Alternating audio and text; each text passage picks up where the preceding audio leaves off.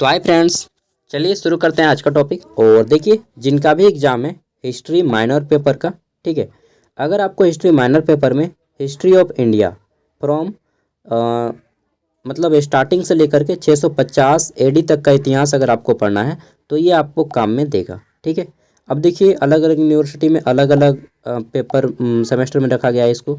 कोई कोई यूनिवर्सिटी इसको सेमेस्टर 1 में रखा है, कोई कोई सेमेस्टर 2 में रखा है, तो कोई सेमेस्टर 3 में रखा है।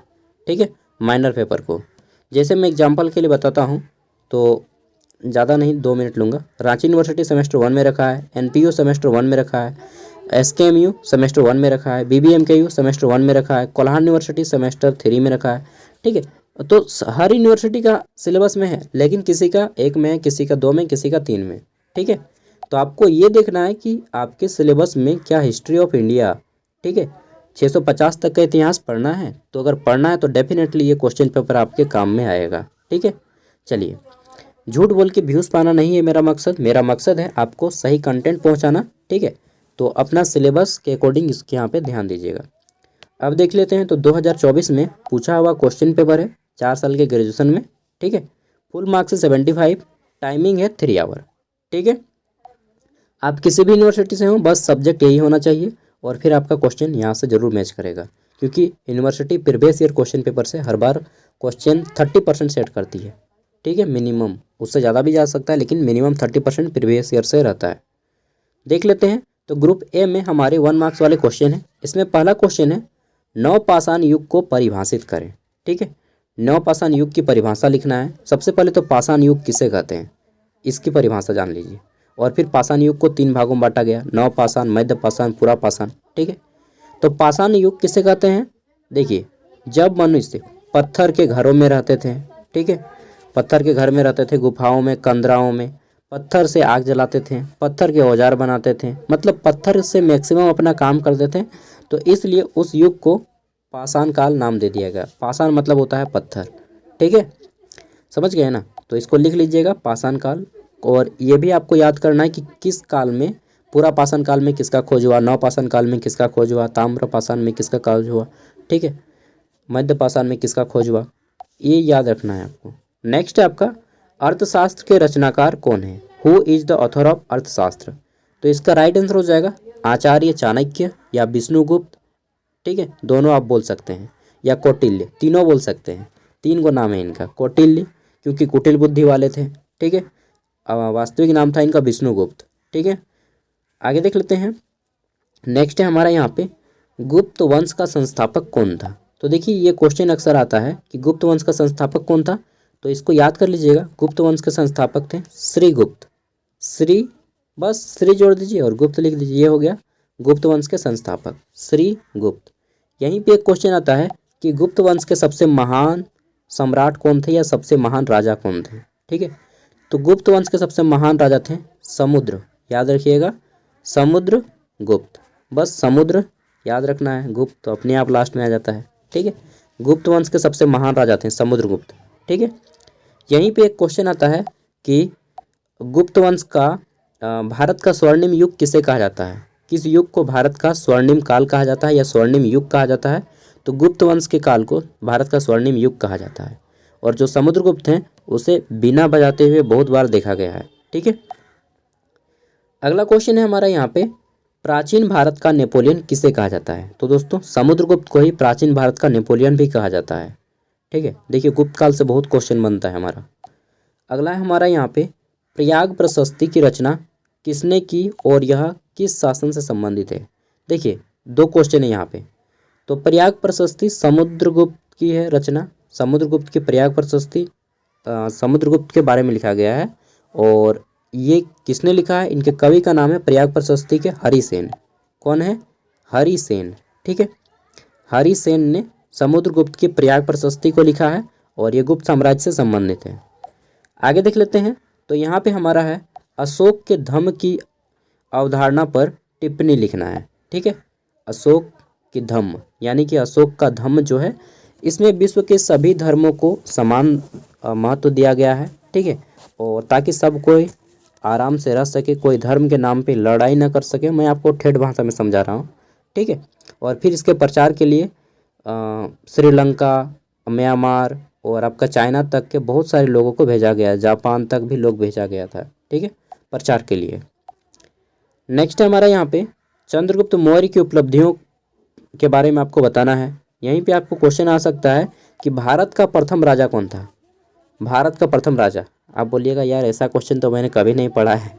भारत का प्रथम राजा है चंद्रगुप्त मौर्य, क्योंकि उससे पहले भारत नहीं था, ठीक है। चंद्रगुप्त मौर्य से पहले भारत नहीं हुआ करता था, ठीक है। चंद्रगुप्त मौर्य चाणक्य की सहायता से भारत बनाया, ठीक है। तो भारत का प्रथम सम्राट कौन है? चंद्रगुप्त मौर्य।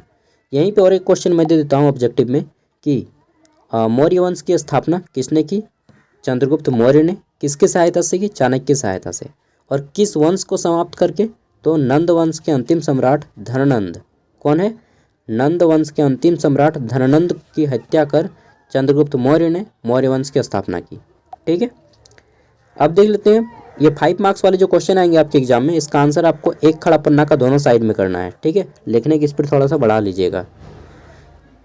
तो हमारा अगला क्वेश्चन है बुद्ध की जीवनी एवं जीवनी लिखा यार, यहाँ पे जीवन होगा। बुद्ध की जीवनी एवं शिक्षाओं पर संक्षिप्त टिप्पणी होगा। बुद्ध के जीवन एवं शिक्षाओं पर संक्षिप्त टिप्पणी लिखें, ठीक है। बुद्ध के जीवन एवं शिक्षाओं पर संक्षिप्त टिप्पणी लिखना है। तो देखिए यहाँ पे क्वेश्चन आ सकता है कि बौद्ध धर्म की स्थापना किसने की? गौतम बुद्ध ने। अगला क्वेश्चन आ सकता है यहाँ पे कि महात्मा बुद्ध को ज्ञान की प्राप्ति कहाँ से हुई?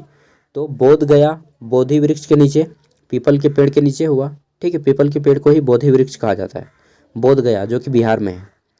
क्वेश्चन आ सकता है कि बुद्ध के बचपन का नाम क्या था? तो बुद्ध के बचपन का नाम है सिद्धार्थ, ठीक है, सिद्धार्थ, ठीक है। अगला क्वेश्चन आ सकता है यहाँ पे बौद्ध धर्म से इतना ही क्वेश्चन रखिए ना, ठीक है। बुद्ध के बेटा का क्या नाम था? मालूम है ना, राहुल नाम था, राहुल। अगला क्वेश्चन है, अगर आप इसको नहीं सकते हैं तो और में दिया गया है कि जैन धर्म के सिद्धांत पर टिप्पणी लिखें, ठीक है। तो यहाँ पे क्वेश्चन आ सकता है कि जैन धर्म के अंतिम तीर्थंकर कौन थे या 24वें तीर्थंकर कौन थे? क्योंकि जैन धर्म में 24 को साधु हुआ, ठीक है, इनको तीर्थंकर कहा गया।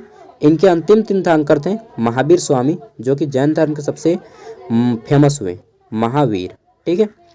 महावीर स्वामी जैन धर्म के सबसे फेमस हुए और ये 24वें तीर्थंकर के नाम से जाने गए। अगला क्वेश्चन आ सकता है कि जैन धर्म के संस्थापक कौन है? तो ऋषभ देव, जो कि जैन धर्म के प्रथम तीर्थंकर हैं, ऋषभ देव, ठीक है। इन्हें जैन धर्म का प्रथम तीर्थंकर कहा जाता है, प्रथम साधु, और इनको संस्थापक माना जाता है।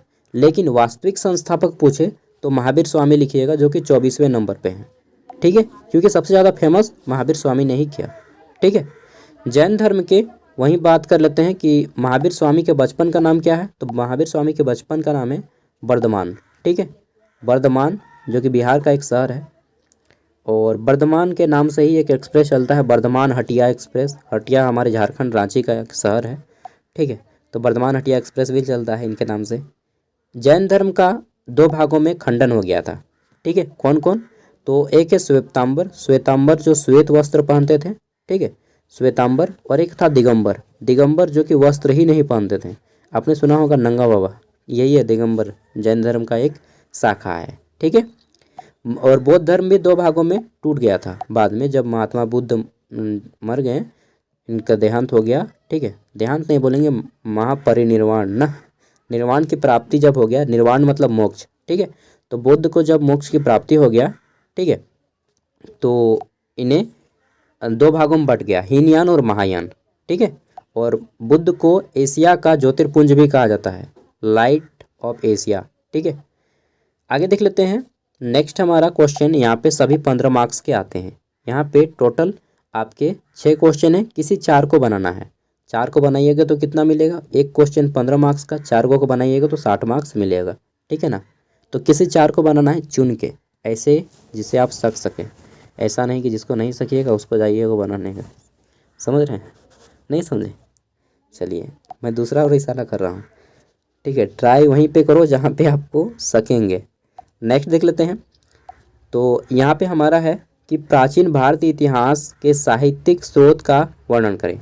अब देखिए प्राचीन भारत के इतिहास जानने के लिए हमें साहित्यिक स्रोत, तो देखिए प्राचीन भारत का इतिहास हम साहित्यिक स्रोत में किसको किसको पढ़ के इतिहास जान सकते हैं?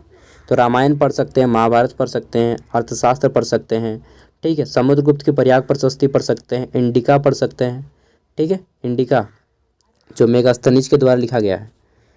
बहुत सारे ग्रंथ हैं, उन सभी ग्रंथों के नाम बताने हैं, ठीक है। नेक्स्ट है हमारा यहाँ पे हड़प्पा सभ्यता की प्रमुख विशेषताओं का वर्णन करें। अच्छा, हड़प्पा सभ्यता से क्वेश्चन आ सकता है कि सिंधु घाटी सभ्यता का दूसरा नाम क्या है? हड़प्पा सभ्यता। हड़प्पा जो सभ्यता है इसका प्रथम स्थान था हड़प्पा, ठीक है। हड़प्पा इसी को खोजा गया था कब? 1921 ईस्वी में। ये क्वेश्चन आ सकता है, ठीक है।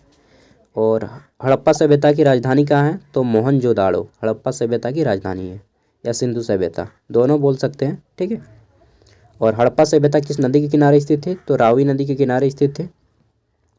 अगला क्वेश्चन है यहाँ पे चंद्रगुप्त मौर्य की शासन प्रणाली की व्याख्या करें। अब आपको बताना है कि चंद्रगुप्त मौर्य के समय में किस प्रकार के रहते थे जनता, कितना टैक्स लिया जाता था, ठीक है।